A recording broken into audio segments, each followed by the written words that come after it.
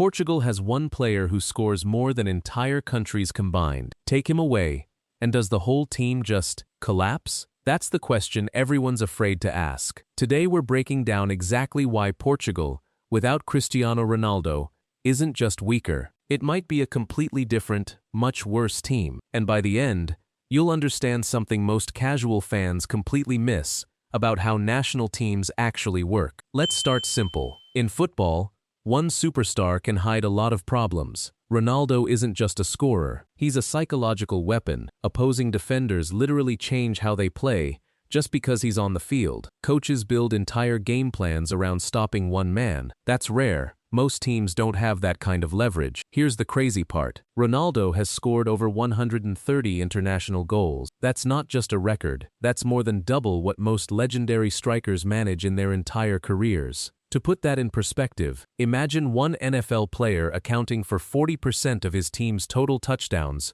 for 2 decades straight. That's basically what's happening here. So why does removing him matter so much? Because Portugal's attack isn't built like a machine with equal parts. It's built like a solar system. Everything orbits around one sun. Take the sun away, and suddenly nothing has direction. Let's talk about goals for a second, because numbers don't lie. Without Ronaldo on the field in recent tournaments, Portugal's scoring rate drops dramatically. We're talking nearly half. That's not a small dip. That's the difference between winning a World Cup and getting knocked out in the group stage. But here's something most fans don't realize. It's not just about missing goals. It's about missing decision-making under pressure. Big moments, tight games, extra time. Ronaldo has been there before, multiple times. His teammates know it. Even if he doesn't score, his presence changes how everyone else plays.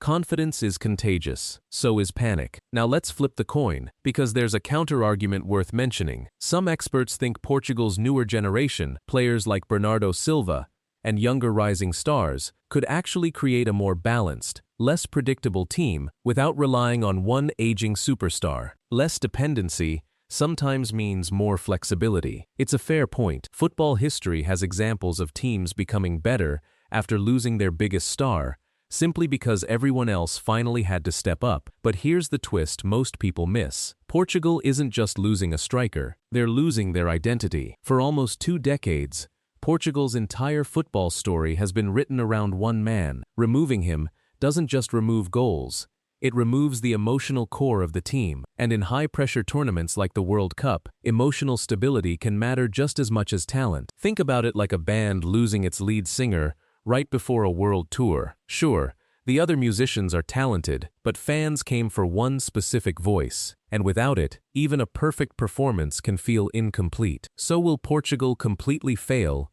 without Ronaldo? Not necessarily, but will they struggle more than fans expect? Almost certainly. History shows that teams built heavily around one superstar often take years to rebuild their identity after that player leaves, and World Cups don't wait around for rebuilding phases. Here's the real takeaway. Ronaldo isn't just a player for Portugal, he's the entire foundation the team has been built on for 20 years. Removing him doesn't just change the lineup, it changes the psychology, the strategy, and the identity of the whole nation's football story. Whether you think Portugal can survive without him, or you think this is the end of an era, one thing is certain: football without its biggest stars is never the same game. If this broke down the game in a way that finally made sense, subscribe, because we're just getting started.